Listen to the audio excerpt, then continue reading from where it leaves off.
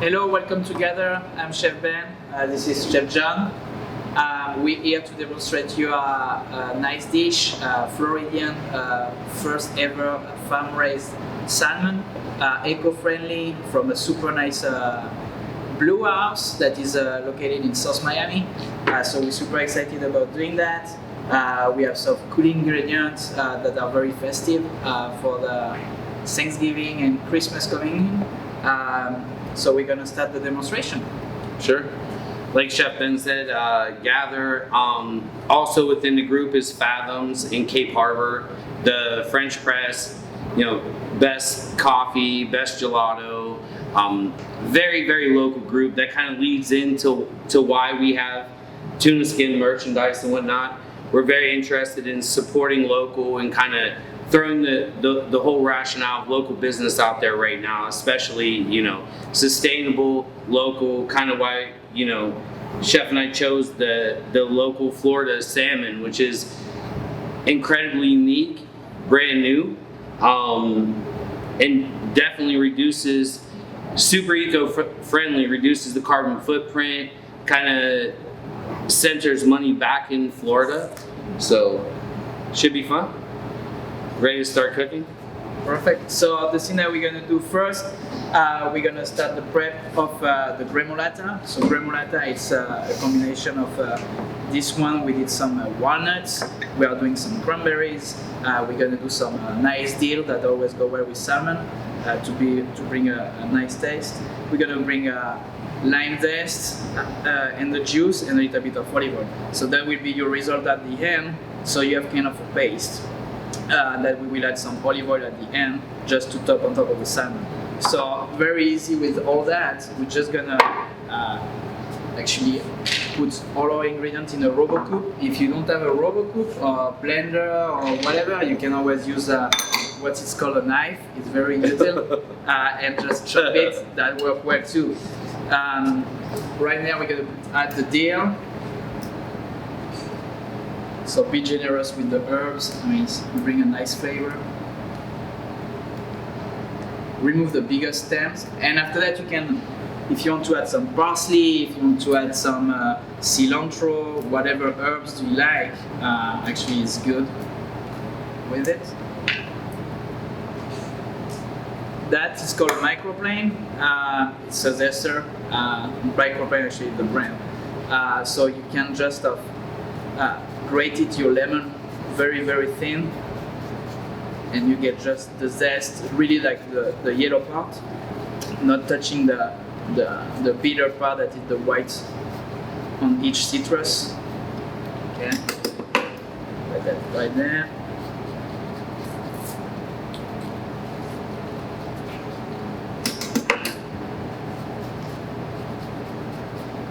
And that's the same, we try to use as most as local as we can with our fruit and vegetable. We're working with a seed to table done in Naples that they are found in Immokalee and stuff like that. We use a lot of organic spring mix. We try to work as most as we can with organic products too on fruit and vegetable. Bring in the zest down. We're gonna squeeze. Boom.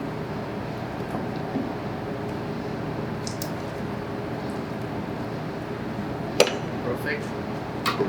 We're just gonna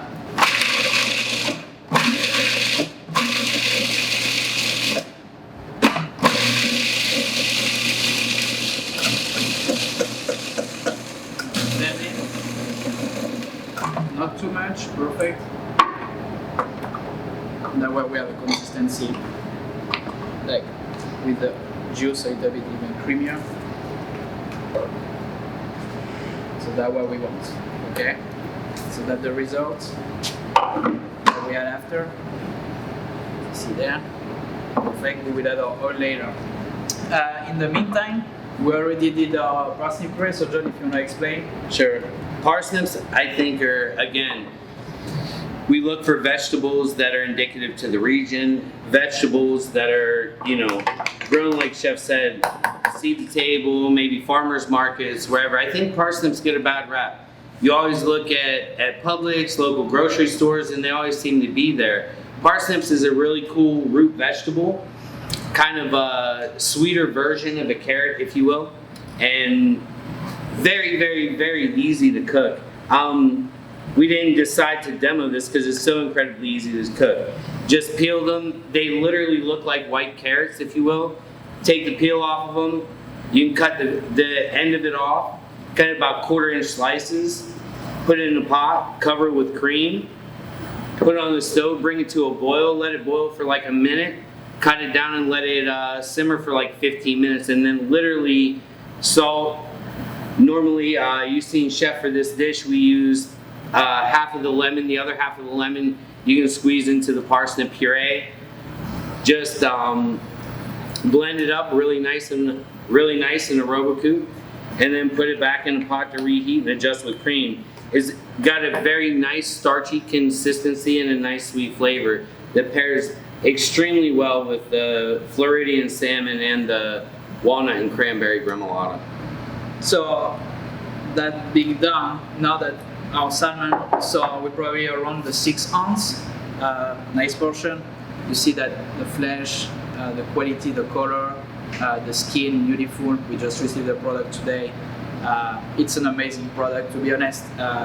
When they showed me the project a year ago, actually, that was in November last year at the food show, I was saying, wow, you are guys crazy, and finally it's here. So, 2020 definitely a crazy year. So we're gonna definitely start cooking that salmon. So salmon, when you have a fish with skin on, always start with the skin on the skillets and try to leave it as long as you can. Like that, you cook it like we say unilateral, so that only on one side, and that's definitely the way to cook salmon.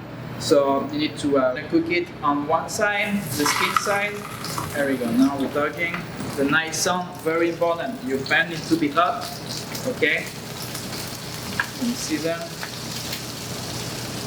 There we go. Now we're gonna adjust our heat. We're using induction, so kind of easy to control what you're doing. And here we're gonna probably leave it like around the 2 minutes on that side. We want the skin to really start to be crispy, not burn. Try to not burn it, but that nice crisp if you like it. Or either you can remove it after when the fish is cooked. What's very interesting about this salmon to me was how delicious the skin actually was. In this industry, you get fish from other spots, especially when you're in Florida. People love salmon here, but the most delicious part to me, obviously the flesh is up there, but it was also how nicely the skin's able to sear and eat, the edibility of it. Nice and crispy, very delicious. So if you see right there, so you see the flesh start to cook without any contact to the pan. So really all the heat go through the skin, through the fish to go up. And that's the way to cook salmon.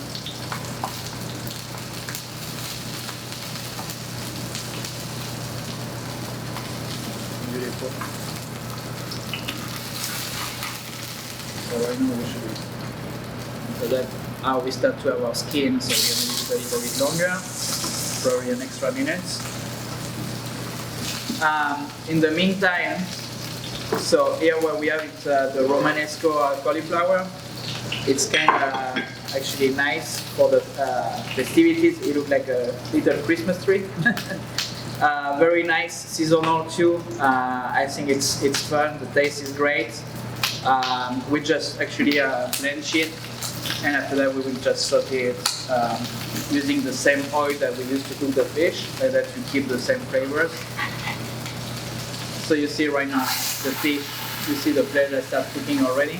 So we're gonna flip it and we're gonna finish it another 2 minutes on that side, slowly. We're gonna add directly around our Romanesco to warm it up. Perfect. We're gonna bring some more heat right now. And after that, John, if you want to do the demo on that. on that So- beautiful Delicata Squash. So the thing is like, you think about fall, you think about vegetables and whatnot. Another underrated, in my view, vegetable, squash-wise, is delicata. I think it doesn't get a really good rap because people just don't genuinely know what to do with it. And I implore people when they see like produce and whatnot that kind of looks interesting out there, just kind of like buy it and roast it. You know, everybody always forgets that method of kind of buying it and roasting it. It really is kind of interesting because it likes to roll around, and just to be safe, we'll flatten that one end off.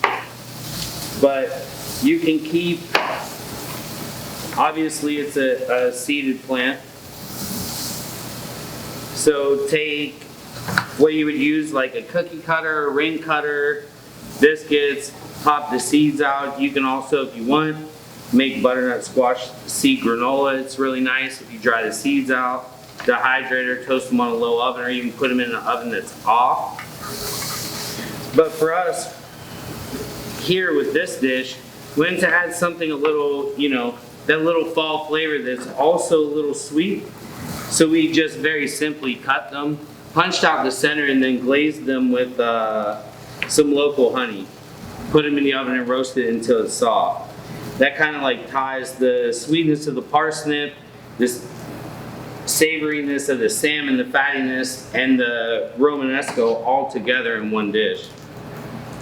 But definitely one of our favorite squash to use. Publix may have it sometimes, but if you're looking for it, you can almost be guaranteed to find it at Whole Foods.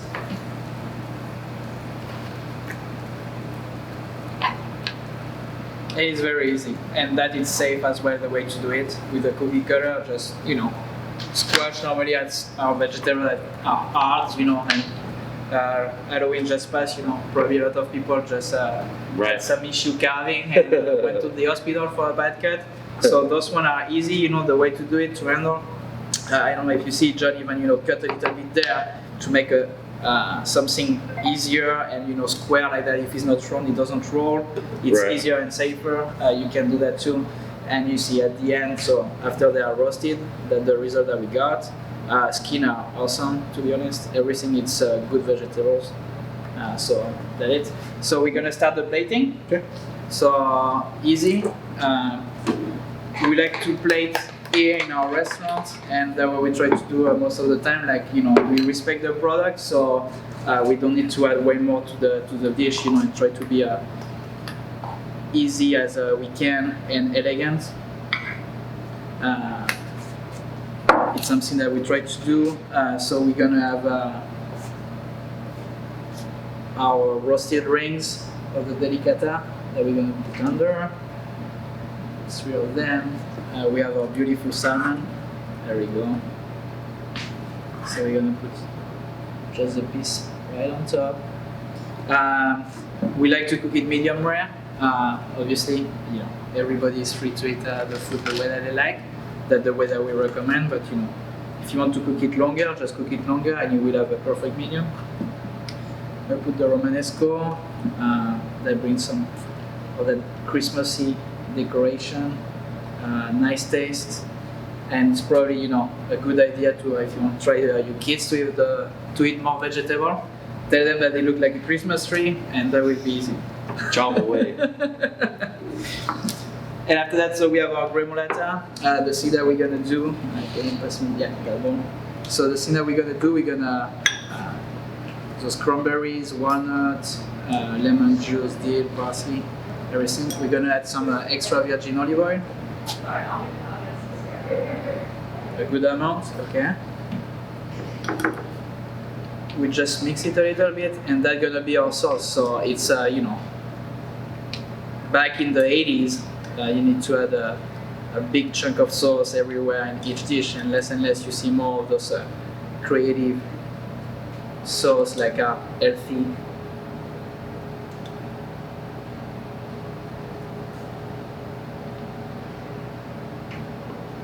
There we go.